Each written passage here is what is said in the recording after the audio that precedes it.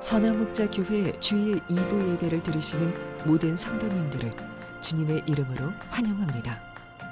이제 곧 예배가 시작됩니다. 핸드폰 전원은 꺼주시거나 진동 모드로 전환해 주시고 온라인으로 예배하시는 성도님들께서는 경건한 예배가 될 수 있도록 바른 자세와 복장을 갖추어 주시기 바랍니다. 예배를 들으시는 모든 곳마다 하나님의 은혜가 가득하기를 축복합니다. 감사합니다.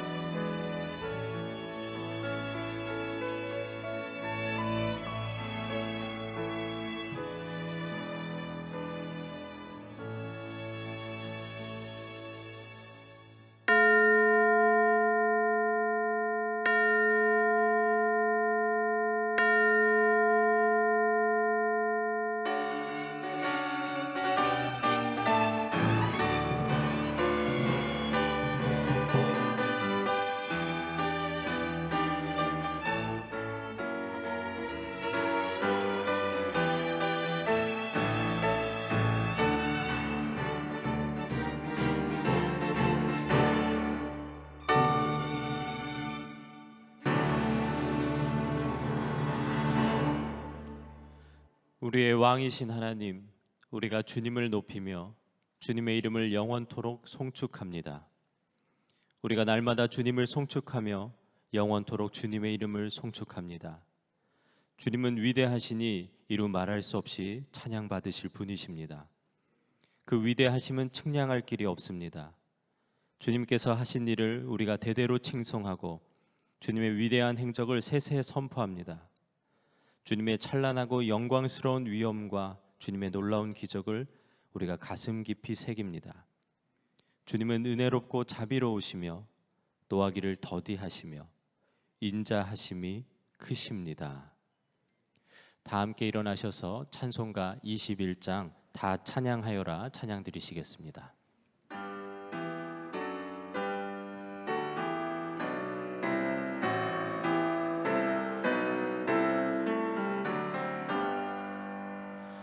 다 찬양하여라 전능왕 창조의 주께 내 혼아 주 찬양 평강과 구원의 주님 성도들아 주 앞에 이제 나와 즐겁게 찬양하여라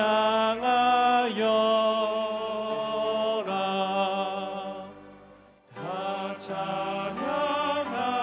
찬양하여라 놀라운 만유의 주께 오른한 날개 빛을 품어주시는 주님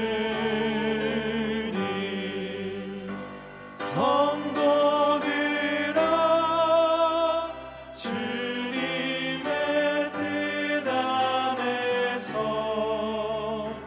내 소원 다 이루리라 다 찬양하여라 온 몸과 마음을 바쳐 이 세상 만물이 주 앞에 다 나와 찬양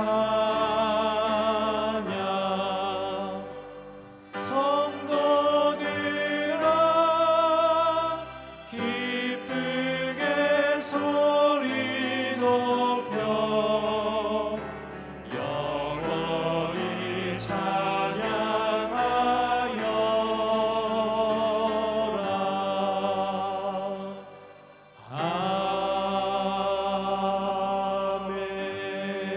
아멘. 다 함께 사도신경으로 우리의 신앙을 고백하시겠습니다. 나는 전능하신 아버지 하나님 천지의 창조주를 믿습니다. 나는 그의 유일하신 아들 우리 주 예수 그리스도를 믿습니다. 그는 성령으로 잉태되어 동정녀 마리아에게서 나시고 본디오 빌라도에게 고난을 받아 십자가에 못 박혀 죽으시고 장사된 지 사흘 만에 죽은 자 가운데서 다시 살아나셨으며 하늘에 오르시어 전능하신 아버지 하나님 우편에 앉아 계시다가 거기로부터 살아있는 자와 죽은 자를 심판하러 오십니다. 나는 성령을 믿으며 거룩한 공교회와 성도의 교제와 죄를 용서받는 것과 몸의 부활과 영생을 믿습니다. 아멘. 모두 자리에 앉으시겠습니다.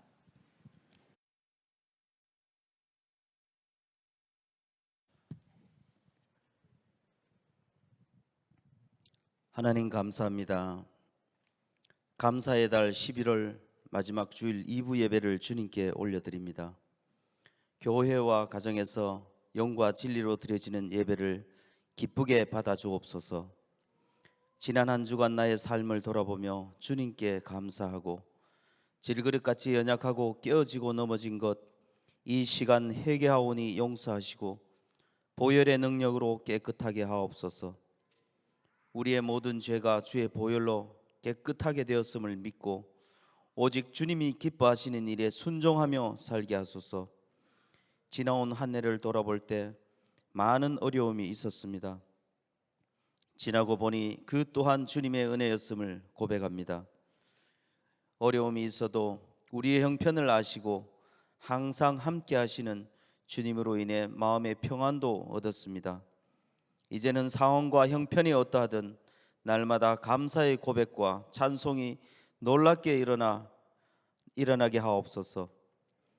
지난 한 달간 에녹 프로젝트를 통하여 순종의 삶을 배웠고 1시간 기도와 삼겹줄 기도로 기쁨의 기도, 감사의 기도가 우리 삶에 끊이지 않게 하시고 성령의 강력한 인도하심이 가정과 일터, 교회에 뜨겁게 일어나게 하셔서 감사합니다.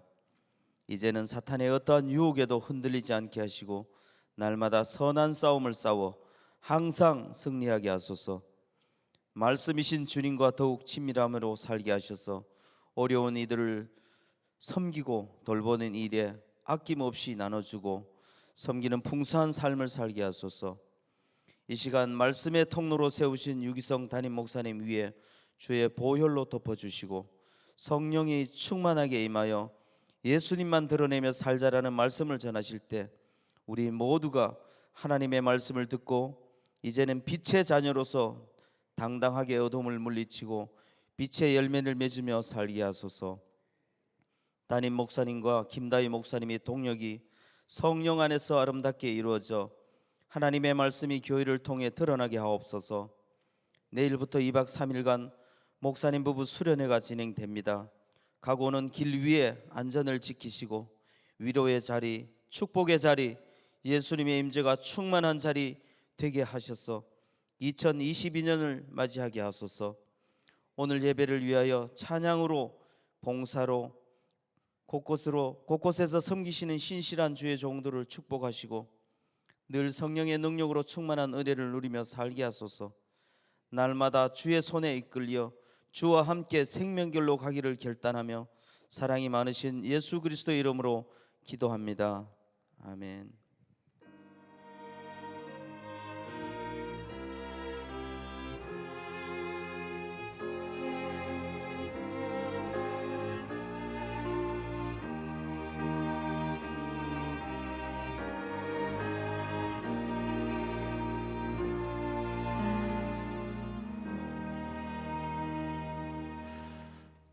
오늘 예배 가운데 한 명의 아기와 3명의 성도님들께서 세례를 받으십니다. 김찬아 아기, 이정자 성도, 백장렬 성도, 이중재 성도가 세례를 받으실 텐데요. 대표해서 김성민 집사님께서 유아 세례 간증을 해주시겠습니다.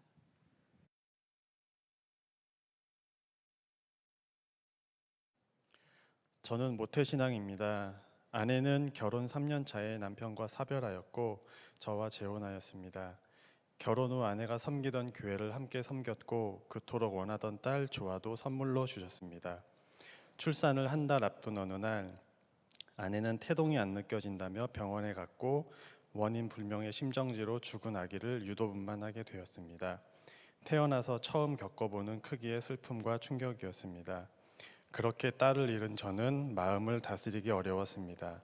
한동안 주변의 모든 관계를 정리한 채 시간을 보냈고 몇 개월 뒤 겨우 몸과 마음을 추스릴 수 있게 되었을 즈음 하나님께서 감사하게도 다시 사랑스러운 아들 차나를 저희에게 보내주셨습니다. 아픈 기억이 많은 옛 동네를 떠나기로 결정하고 새로운 지역으로 이사를 했고 선한목자 교회로 오게 되었습니다. 차나와 함께 큰 기쁨과 감사로 하루하루를 보냈습니다. 그러다가 차나가 18개월 되었을 즈음에 다른 아이들과 조금 다르다는 느낌이 들었습니다. 주변에서도 큰 병원에 가보는 게 좋을 것 같다고 이야기할 때 저희 부부는 다시 큰 두려움에 빠졌습니다. 불안한 마음으로 병원을 찾았고 중증 자폐 스펙트럼으로 보이니 빨리 치료를 시작하는 것이 좋겠다는 이야기를 들었습니다. 돌아오는 차 안에서 저희 부부는 충격 속에 서로 아무런 말도 하지 못했습니다. 주님을 원망했습니다. 사랑하는 아이를 또 잃을 것만 같은 절망과 두려움으로 마음속엔 평안함이 없었고 구원의 감격도 예배의 기쁨도 점점 사라져갔습니다. 그러던 어느 날 기도 중에 주님께서 말씀해 주셨습니다.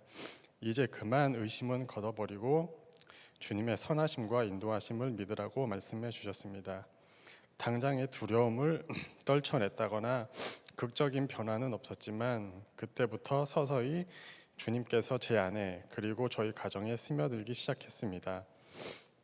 주님께서 저를 사랑하신다는 사실이 믿어지니 차나를 사랑하심 또한 믿게 되었고, 차나를 향한 걱정스러운 마음이 차나를 통해 이루실 주님의 일들을 기대하는 마음으로 바뀌어 갔습니다.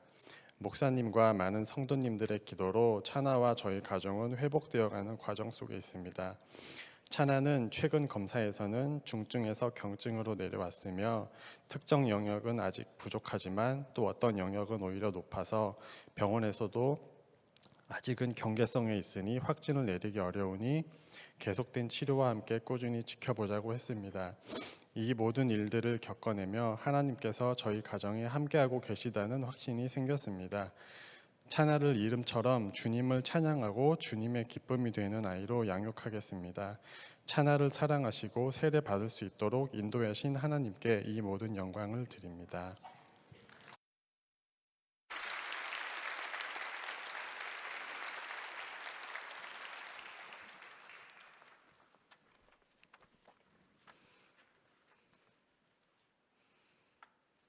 기도하겠습니다. 하나님, 김차나 아기와 이정자, 백장렬, 이중재, 주의 사랑하는 성도의 이름을 하나님의 생명책에 이미 기록하셨음을 인하여 우리가 기뻐하며 오늘 이 시간 성부와 성자와 성령의 이름으로 세례를 베풉니다.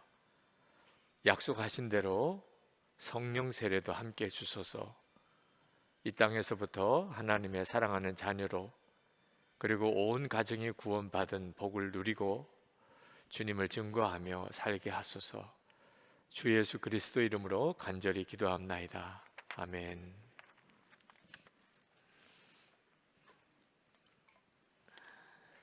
김차나, 내가 성부와 성자와 성령의 이름으로 세례를 주노라. 아멘.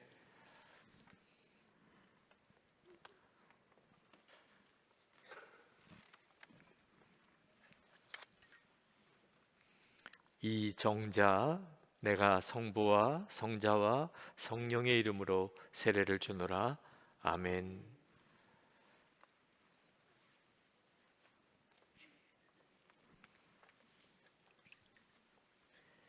백장렬, 내가 성부와 성자와 성령의 이름으로 세례를 주노라. 아멘.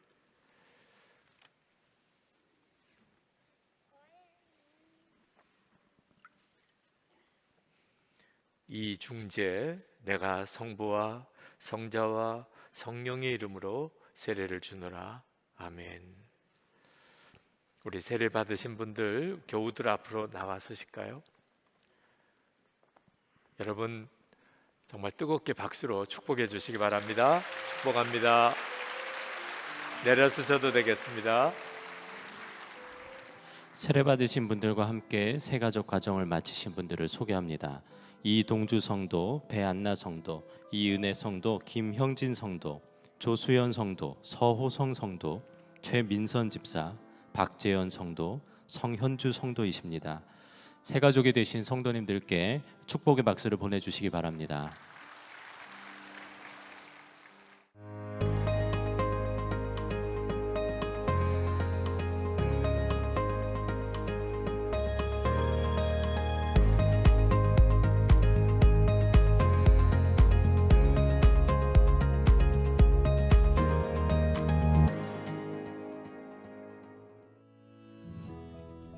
교회 소식을 알려드리겠습니다.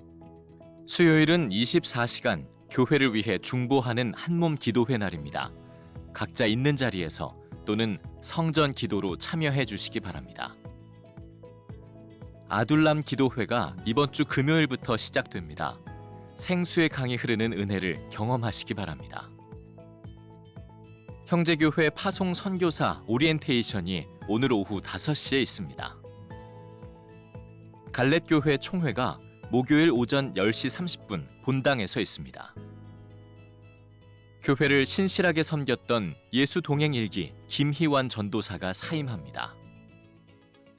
선한 목자 교회에 처음 오신 새가족 여러분을 환영합니다. 1층 새가족실에 가시면 교회 등록과 교회 생활에 대한 안내를 받으실 수 있습니다. 매일 1시간 기도와 예수 동행 일기를 통하여 주님과 동행하는 한 주 보내시기 바랍니다. 어려운 상황 속에서도 함께 모여 예배할 수 있는 것이 가장 큰 기쁨이고 또 우리에게 주시는 하나님의 은혜입니다. 여러분, 예배의 기쁨과 축복을 마음껏 누리시되 우리가 방역 지침을 잘 지키면서 예배를 드려야 하는 때인 것 같습니다. 예배 드리는 중에도 여러분 마스크는 꼭 코까지 써주시길 부탁드리고요.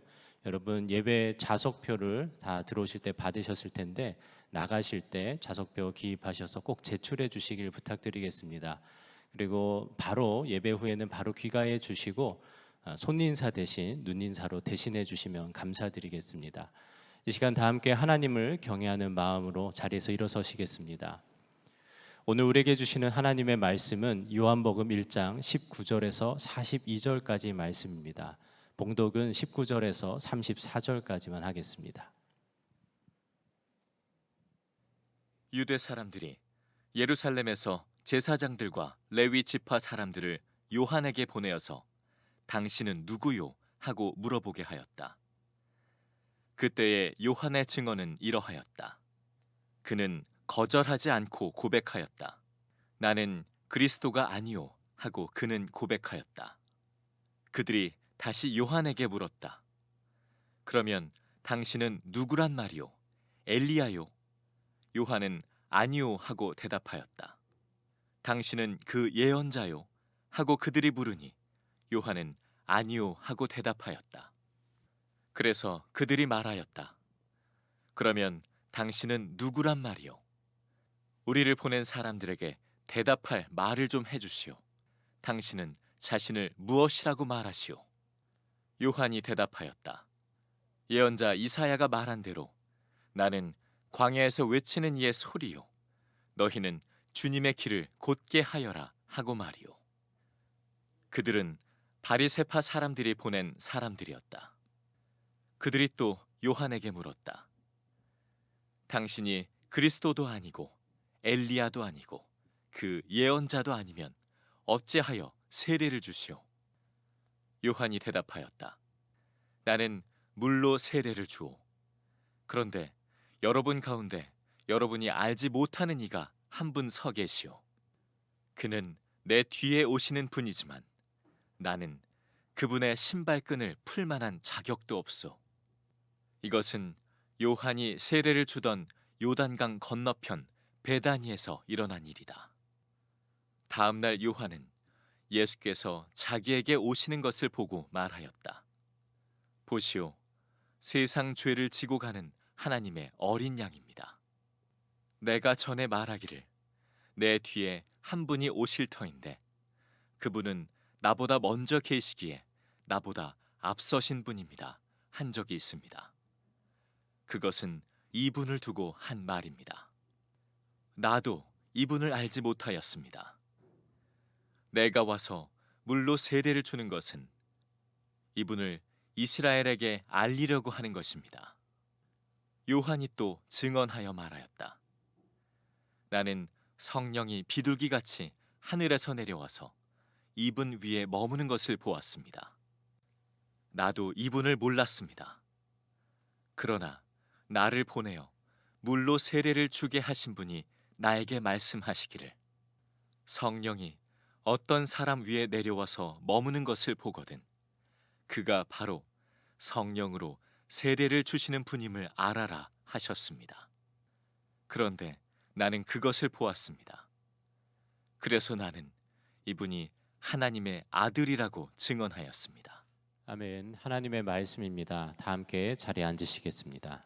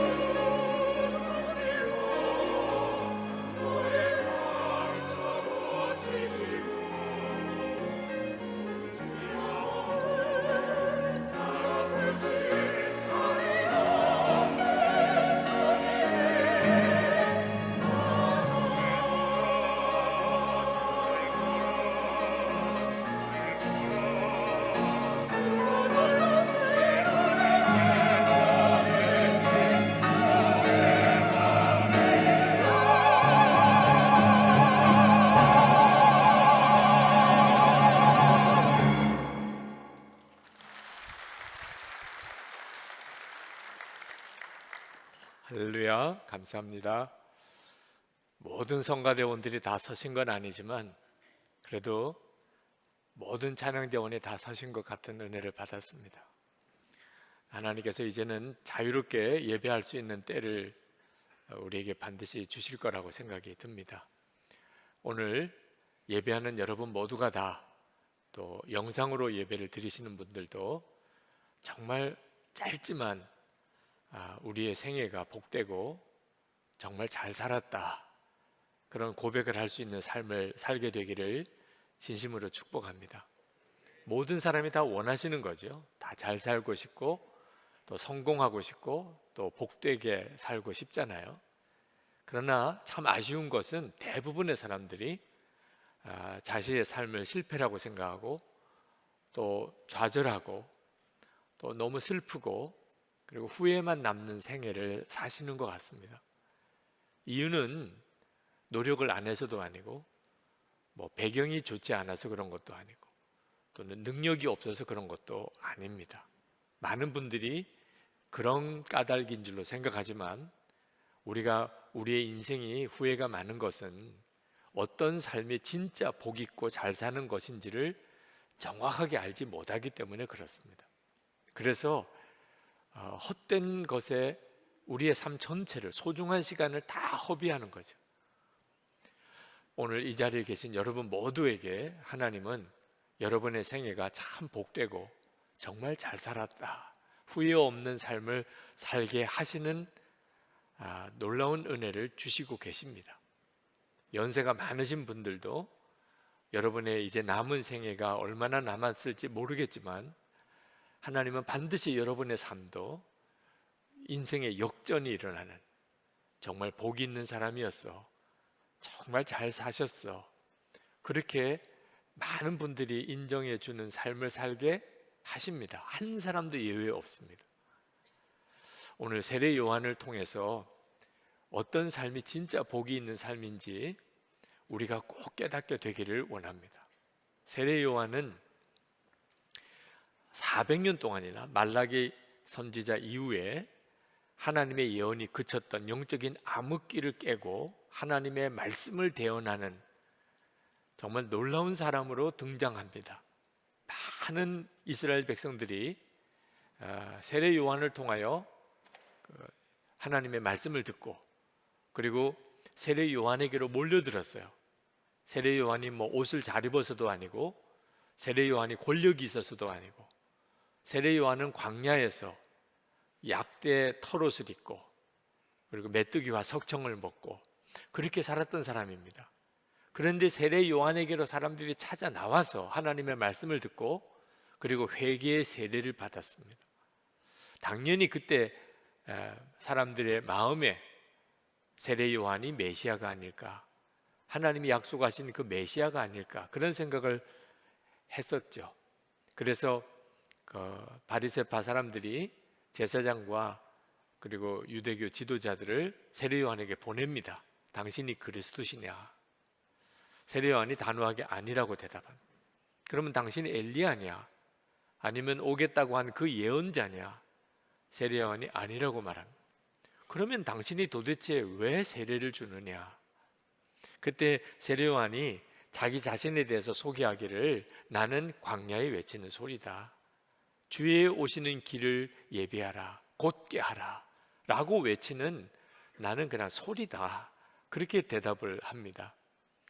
세례 요한이 자기를 소리라고 말한 것은 예를 들어서 임금님이 행차할 때 그때 그 행차의 맨 앞에 서서 임금님 행차요 하고 소리 지르는 사람, 그러면 사람들이 임금님이 오시는구나, 그리고는 길 옆에 쭉 도열하고 엎드려서 고개를 숙이는 거죠.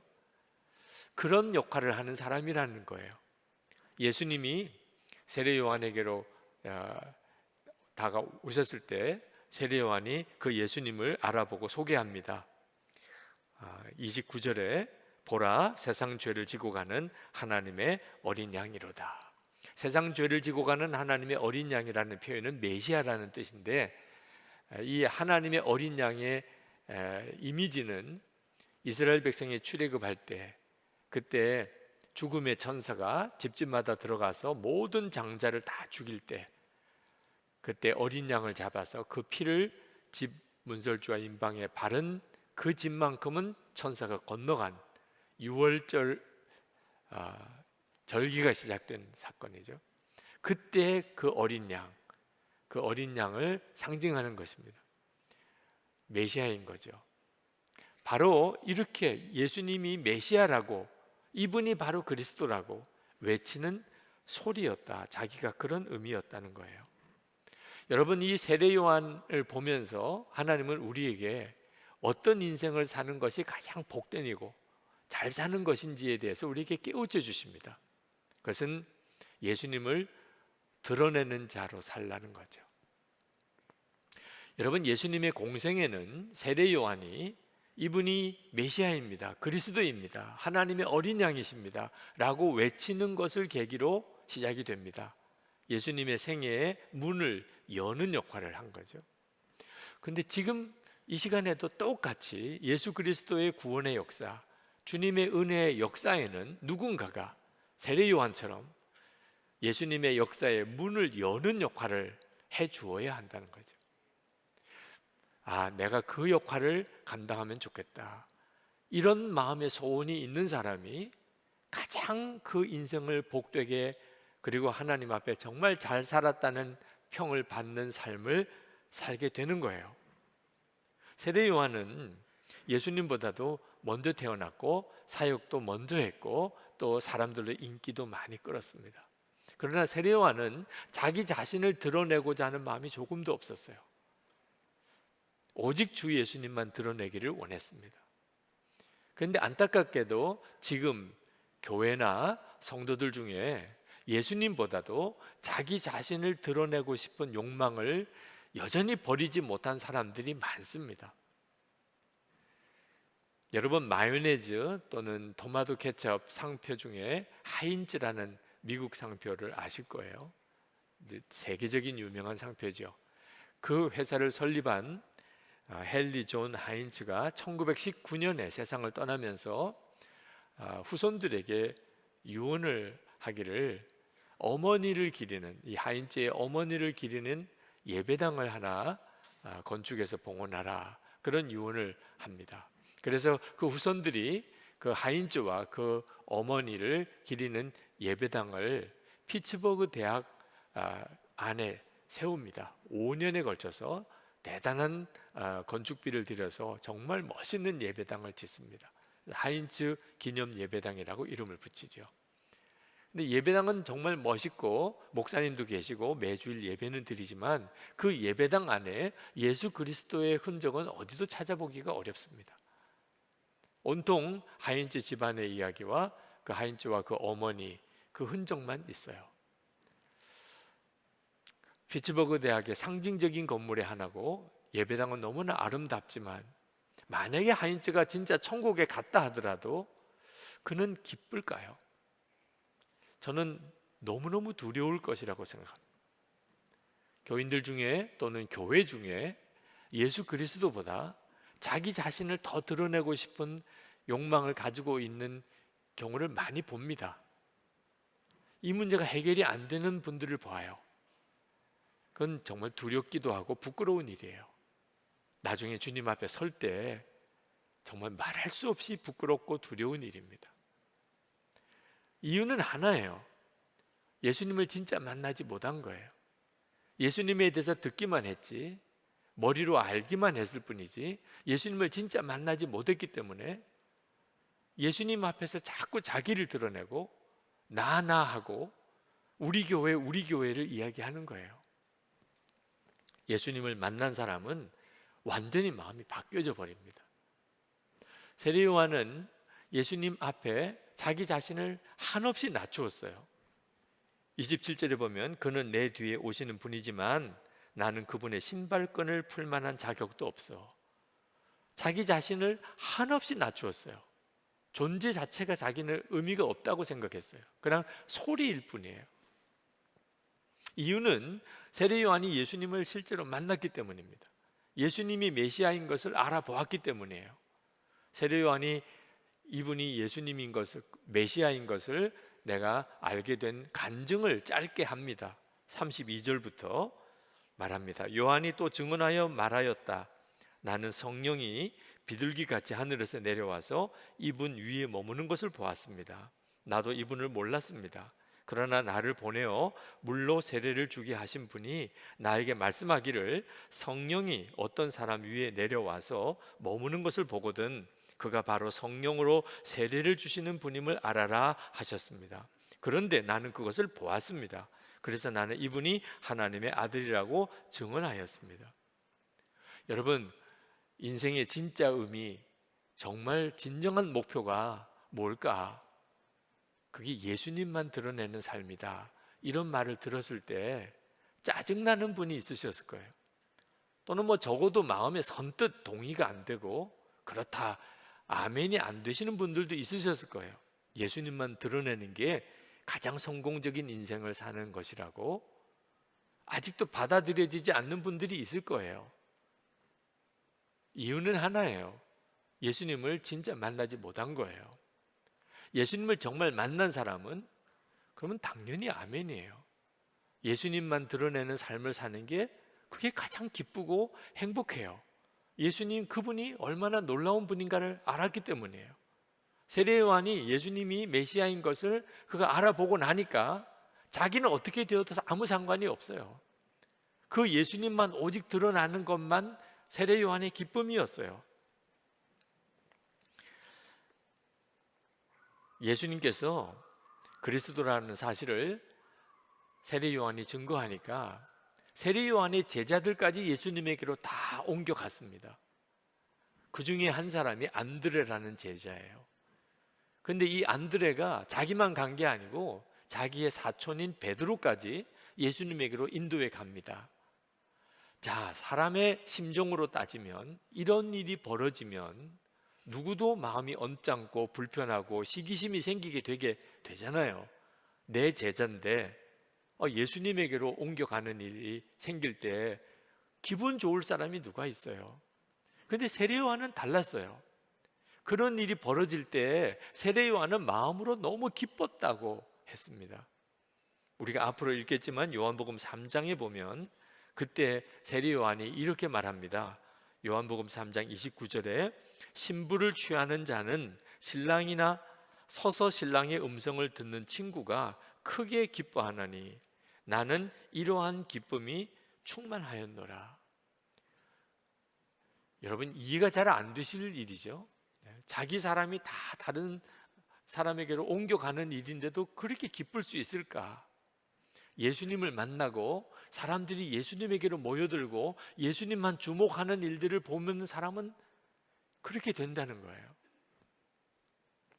세례 요한은 정확하게 그 기간을 계산하기가 참 어렵지만 그래도 한 1, 2년 정도 아주 짧은 기간 동안에 그가 공적인 사역을 했었던 것 같습니다.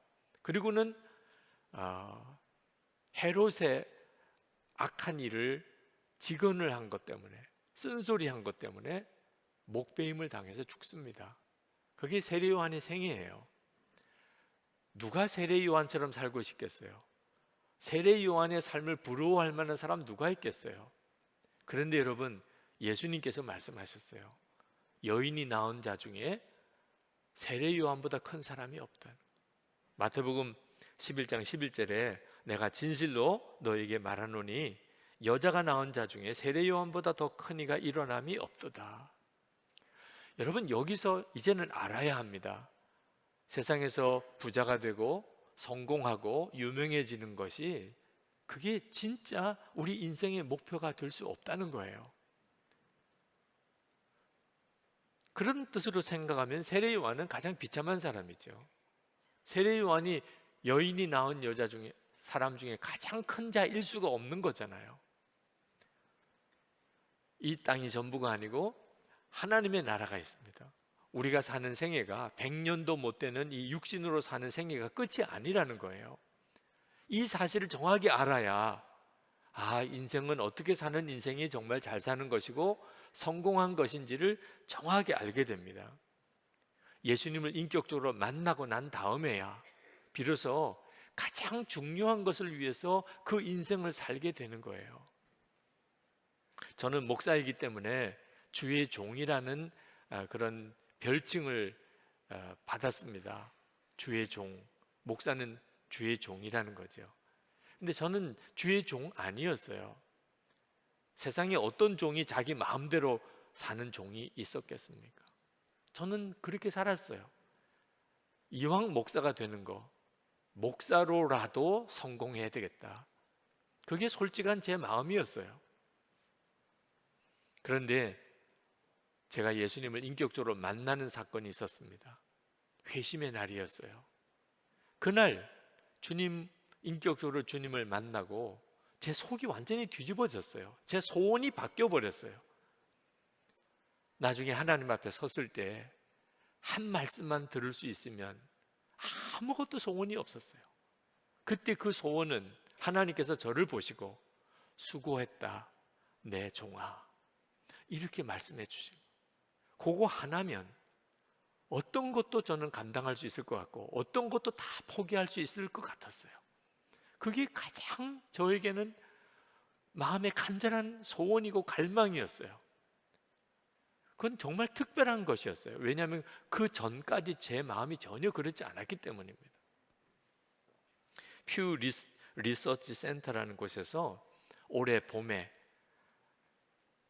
전 세계 17나라 선진국 국민들의 설문조사를 했던 그 통계를 최근에 발표를 했습니다.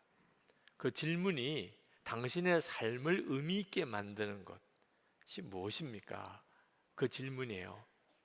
이 질문에 대해서 대부분의 나라가 제일 먼저 꼽은 것이 가족입니다. 가족이 내 삶을 가장 의미 있게 만든다는 거예요. 그런데 우리나라만 달랐어요.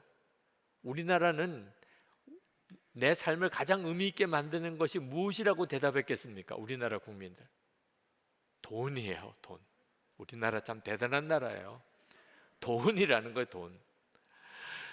17나라가 대답한 것을 평균을 다 내어보니까 두 번째로 꼽은 것이 직업이고 네 번째로 꼽은 것이 친구 관계였는데 우리나라 사람들이 대답한 것에는 들어가지도 않아요, 순서에. 그 통계를 보고 마음이 참 안타까웠던 것 중에 하나는 우리나라 국민이 내 삶을 의미 있게 만드는 것이 무엇인가라고 대답했던 것 중에 신앙이라고 대답한 것이 1% 정도가 돼요. 근데 17나라 중에 우리나라보다도 더 적은 퍼센테이지를 가진 나라는 한 나라밖에 없어요. 일본. 우리나라 국민들 중에 예수 믿는 사람 비중이 일본하고 비교할 수 없이 많죠. 그런데도 그 많은 그리스도인도 신앙이 내 삶을 의미 있게 만든다고 대답을 못했다는 거죠. 그 점이 참 마음이 아프면서도 저도 사실 다를 바가 아니었던 거예요. 목사면서도 목사로라도 성공해야 되겠다. 그게 솔직한 제 마음의 고백이었던 거죠. 그런데 그게 완전히 그날 뒤집어지더라고요. 주님을 만나고 나니까. 하나님의 종이 진짜 그렇게 하나님이 불러만 주실 수 있는 사람이 된다면 원할 게 없었어요. 그때 그 느낌이 너무너무 생생했어요. 그래서 그 이후에 제 삶에 중요한 결정을 해야 될 때마다 항상 그 느낌을 따라갔어요. 물론 순간순간 흔들리는 때가 있었어요, 저에게도. 그러나 그때 내가 하나님 앞에서 수고했다 내 종아 라는 말을 듣는 길을 향하여 계속 방향 수정을 할 수 있었습니다. 저는 여러분들에게도 오늘 이 설교를 하면서 그 말씀을 드리고 있는 거예요. 세례 요한처럼 오직 예수님만 드러내는 삶을 여러분의 인생의 목표로 삼으시라는 거죠. 그게 진짜라는 것을 알았기 때문이에요. 사도 바울은 이렇게 고백을 했습니다. 로마서 14장 18절에 우리가 살아도 주를 위하여 살고 죽어도 주를 위하여 죽나니 그러므로 사나 죽으나 우리가 주의 것이로다. 그리고 고린도후서 4장 10절에 우리가 항상 예수의 죽음을 몸에 짊어짐은 예수의 생명이 또한 우리 몸에 나타나게 하려 함이라. 그 말씀이 무슨 뜻이냐 하면 고린도서 5장 15절에 내려가면 그가 모든 사람을 대신하여 죽으심은 살아있는 자들로 하여금 다시는 그들 자신을 위하여 살지 않고 오직 그들을 대신하여 죽었다가 다시 살아나신 이를 위하여 살게 하려 하심이라. 이게 바로 예수님을 진짜 믿은 사람, 예수님을 인격적으로 만난 사람이 마음에 가지게 되는 소원이에요. 이제는 더 이상 나를 위해 살고 싶지 않고 예수님 위해서 살고 싶어요. 주님만 드러나면 좋겠고 사람들이 나를 보지 않고 주님을 바라보면 행복해요. 그게 가장 잘 사는 길이에요. 이 고백은 고통스러운 고백이 아닙니다. 정말 환희에 넘치는 노래예요. 이제 진짜를 발견한 거예요. 아유, 목사님, 나는 세례요한처럼 예수님을 만나지도 못했기 때문에 나는 그런 세계는 이해가 안 됩니다. 여러분, 그렇게 말하지 마세요.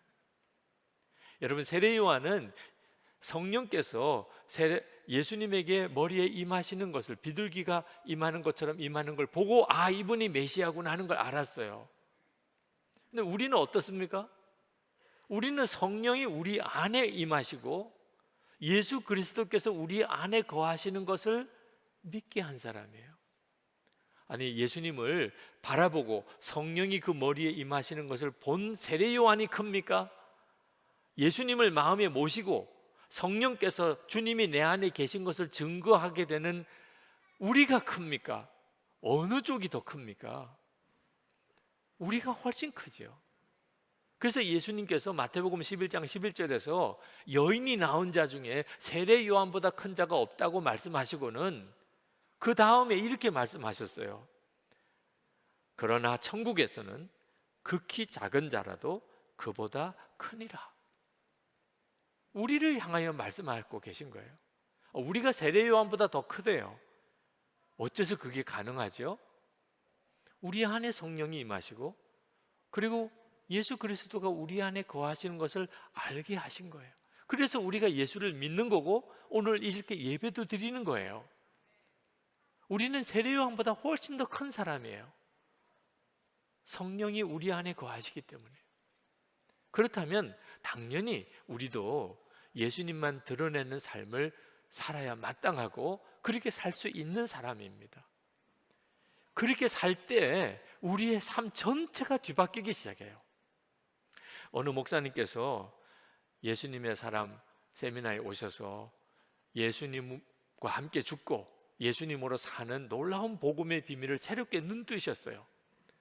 그게 얼마나 놀랍고 충격적인지 목사님의 마음도 삶도 다 바뀌었어요. 가정생활도 달라지고 목회도 달라졌어요. 말씀 증거도 달라졌어요.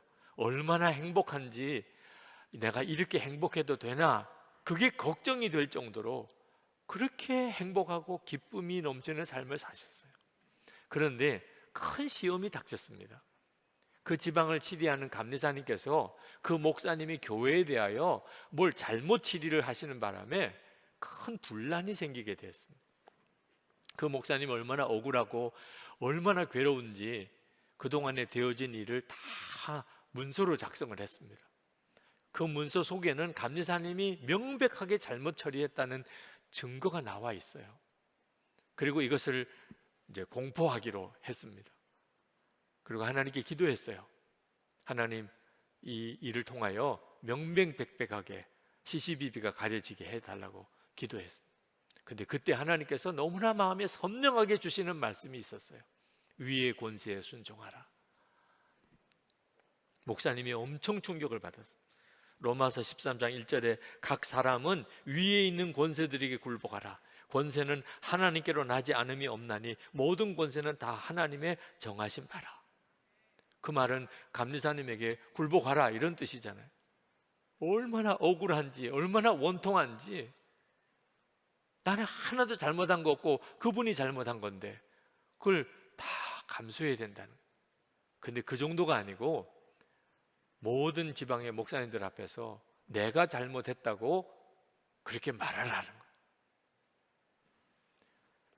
도무지 그 말씀은 순종을 못 하겠더래요. 근데 그때 마음에 이것이 왜 이렇게 힘드냐? 내 자존심 때문이냐? 아니면 주님의 자존심 때문이냐? 생각해 보니까 자기 자존심이더래요. 그렇다면 이미 나는 죽었는데 더 이상 내 자존심 내세울 이유가 없잖아. 내가 자꾸 내 자존심 내세우면 결국은 우리 지방은 둘로 쪼개지는데, 그래서 순종합니다. 지방교육자회의 때 나가서 다 제가 잘못했습니다. 제 잘못입니다. 그렇게 고백을 했어요. 그때 그 감리사님이 얼마나 의기양양해 하시면서 그렇지 내가 이겼다 그런 표정이시더래요. 다른 사정을 아는 목사님들은 너무너무 힘들어 하시더래요. 그 목사님이 고백을 하시더라고요. 주님이 이기셨습니다. 어떻든지 지방을 하나 되게 만드시려고 하시는 주님이 이기셨습니다. 정말 그 목사님이 너무 귀해 보이시더라. 어느 목사님이 그 일기에 이렇게 쓰셨더라고요. 주일 예배를 드리려고 강단에 올라오셨는데 어느 교인 한 사람의 눈에 딱 뜨이더래요. 한 1년 정도쯤 교회를 안 나오신 분이셨어요. 근데 마음에 반가운 마음보다는 너무 불편하더래요. 그분이 그렇게 사정사정을 해서 교회에 중요한 직책을 맡게 드렸는데 얼마 안 가서 교회를 떠나신 거예요. 연락도 안 되고. 내가 사람을 잘못 보고 사람에게 일을 맡겼다. 목사인 내 책임이지. 겨우 그렇게 마음 정리를 했는데 이분이 갑자기 다시 교회에 나오신 거예요. 근데 잘 오셨다고 도무지 할 수가 없겠더라는 겁니다. 자, 예배는 시작을 해야 되는데 그 교인 보고서 마음이 그렇게 불편하니 하나님께 기도가 나오더랍니다. 하나님, 아니 잃어버린 양을 위하여 달려나가서라도 그 양을 찾아와야 되는데 양이 이제 스스로 돌아왔는데 그 양을 사랑하지도 품지도 못하는 제가 목사입니까? 이거 안 됩니다. 자, 예배는 시작해야 되는데 도대체 예배를 시작할 자신이 없는 거예요, 자기가. 그때 하나님께서 그게 너의 진짜 모습이야. 그 말은 그 교인 탓하지 마. 너도 다를 게 없잖아. 억울하다, 마음 불편하다, 용서가 안 된다, 사랑이 안 된다. 그 교인은 그 교인대로 잘못했지만 너도 다를 바 아니잖아. 그 마음에 그렇습니다. 하나님, 저도 엉터리 같은 목사입니다. 그런데 이제 교인들은 은혜를 받으려고 왔는데 예배를 인도해야 되는데 이런 엉터리 같은 내가 무슨 예배를 인도합니까? 그때 하나님께서 그래도 나는 너를 통해서 은혜를 흘려보내기를 원한다. 하나님, 저는 용서도 못하고 또 교인들을 마음에 허물이 있는 교인을 품지도 못하는 정말 교만하고 사랑이 없는 목사인데 교인들은 오늘 은혜를 사모하여 왔습니다. 저를 보시고는 은혜를 흘려보낼 수 없으시겠지만 갈망하는 교인들을 보고 하나님, 오늘 예배에 은혜를 주소서. 너무너무 눈물이 나더래요. 그렇게 예배를 시작하셨노라고 쓰셨더라고요. 여러분, 우리의 사는 지금의 일상의 삶 속에 우리는요 계속해서 주 예수님이 드러나실 수 있느냐 없느냐는 문제에 계속 부딪혀 있어요. 가정에서, 교회에서, 여러분의 일터에서 여러분 안에 계신 주 예수님이 드러나실 수 있냐 없냐. 주 예수님이 드러나시면 역사가 일어나요. 여러분의 인생도 살고 가정도 살고 일터도 살고 교회도 살아요. 여러분이 하실 역할이에요. 세례 요한은 오직 예수님 드러내는 것 하나를 위해 살았어요. 저는 이 설교를 마무리하면서 주님께 그렇게 물었습니다. 하나님, 이 교회에 제가 유익한 존재였나요? 설교 때문에 주님이 평가하실까? 또는 제 목회적인 어떤 능력으로 평가하실까? 주님의 마음은 하나더라고요. 주 예수님만 드러내기를 힘썼냐? 그게 하나의 기준일 뿐이에요. 여러분의 가정도 마찬가지입니다. 여러분 섬기는 교회 현장도, 여러분의 일터에서도 여러분이 정말 잘 사는 사람인지 복된 사람인지는 여러분이 예수님 안에서 살든지 죽든지 오직 주님만 드러나는, 나는 죽었습니다, 이 고백이 그래서 중요한 거예요. 그리고 주님이 드러나실 수 있다면, 그러면 정말 놀라운 은혜의 삶을 우리가 살게 되는 것입니다. 그렇게 되기를 축복합니다. 기도하겠습니다. 하나님, 어디서든지 주님만 증거하고 주님만 드러내는 세례 요한처럼 그렇게 살기를 원합니다. 주님께서 역사하시고 주님만이 드러나소서. 우리 가정에서 그리하소서. 우리 교회에서, 내 일터에서 주님께서 그렇게 역사해 주옵소서. 통성으로 기도하겠습니다. 은혜와 사랑이 충만하신 하나님, 놀라우신 하나님의 은혜와 놀라운 하나님의 역사를 우리 가운데 부어주소서. 마음의 간절함과 사모하는 심령 위에 하나님 역사해 주시고 주님의 일을 부어 하나님의 계획을 이루어 주소서. 오늘도 사랑하는 성도들의 그 마음의 간절함과 소원을 하나님 앞에 올려드립니다. 주를 바라보는 눈을 더욱 여시고 오직 주 예수님으로 살게 하소서. 진짜 사는 길, 정말 복된 길, 진정한 성공의 길이 무엇인지를 명확하게 알게 하소서. 주님만 증거되기 원합니다. 가족에게, 하나님 교우들에게, 일터에서 만나는 모든 사람 주님만 증거되기 원합니다. 그러면 충분하겠습니다. 하나님, 우리를 온전히 받아주소서. 주님이 기뻐하는 뜻대로 사용해 주옵소서. 주님을 높여드립니다. 찬양합니다. 은혜를 더해 주시옵소서. 감사합니다. 아버지 하나님, 왜 그렇게 힘들게만 느껴지고 그리고 후회가 많고 또 좌절에 빠지는지 우리 마음을 종잡기가 어렵습니다. 무엇인가 분명한 목표, 진짜 목표를 잃어버린 것 같은 느낌을 받습니다. 오늘 세례 요한을 통하여 주님께서 우리의 눈을 열어 우리가 정말 잘 사는 길, 진짜 성공의 길 무엇인지 깨우쳐 주시니 감사합니다. 언제 어디서 누구를 대하든지 오직 주 예수님만 드러나기를 원합니다. 주님 원하시는 일만 이루어지기를 원합니다. 우리 자신을 십자가에 온전히 감추어 주소서.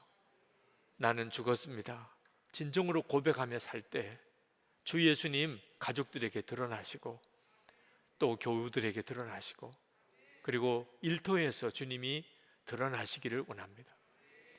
오늘도 하나님 앞에 전심으로 예배하는 성도들 마음을 다하여 담은 귀한 예물을 주께 봉헌합니다. 11조와 선교헌금과 또 건축헌금, 또 추수감사헌금과 구제헌금, 제목제목 주님을 사랑하고 믿음으로 살고자 하는 우리의 헌신과 고백을 담았습니다. 하나님, 주께서 복을 주시려고 하신 줄 믿습니다. 은혜 안에 살게 하소서. 어디서든지 주님을 증거하는 자로 세워주소서. 우리의 가정이 복음 안에 하나 되고 온 가족이 구원을 받으며 병든 이들이 고침받고 성도들의 기업이 주님이 붙잡으시는 기업이 되어 베풀고 돕고 나누며 사는 그런 복 있는 삶을 살게 하옵소서. 우리의 갈망대로 우리나라가 하나님을 경외하는 나라가 되며 그런 지도자가 선출되게 하시고 주의 말씀이 이 나라의 법이 되게 하셔서 선교 완성, 주의 오심을 준비하는 나라로 쓰임받게 하소서. 민족의 복음의 통일을 위하여 기도합니다. 억류도에 있는 김국기 목사님, 김종욱 목사님, 최춘길 선교사님, 장문석 집사님, 북한 주민들 긍휼히 여겨 주시옵소서. 열방의 영적 대각성이 일어나 우리가 전염병의 위험에서 벗어날 뿐만 아니고 영적인 놀라운 변화를 나라, 민족마다 경험하게 하시고 선교의 새 문이 활짝 열리게 하옵소서. 주 예수 그리스도 이름으로 간절히 기도합나이다. 아멘. 우리 다 일어나셔서 찬양하겠습니다.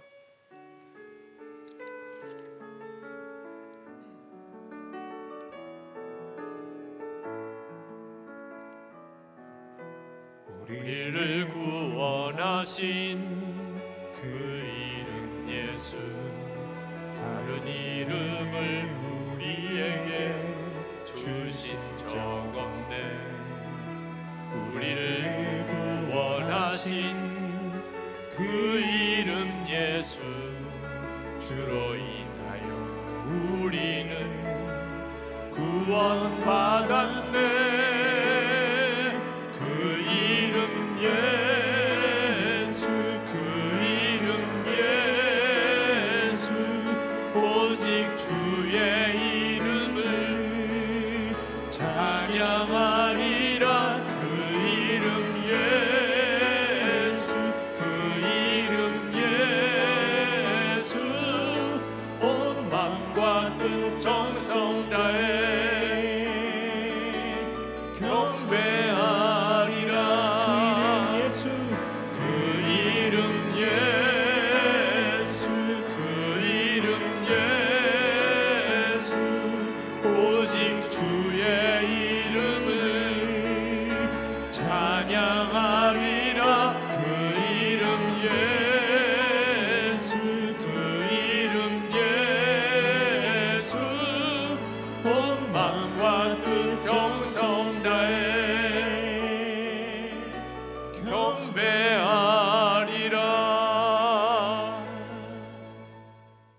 주 예수 그리스도의 크신 은혜와 아버지 하나님의 놀라우신 사랑하심과 지금도 우리와 함께 하시는 보혜사 성령, 우리를 하나 되게 만드시는, 우리 안에 진정한 연합을 이루시는 성령의 교통하심이 오늘도 하나님께 예배하는 모든 성도들과 그 삶 속에 충만하시기를 축원하옵나이다. 아멘.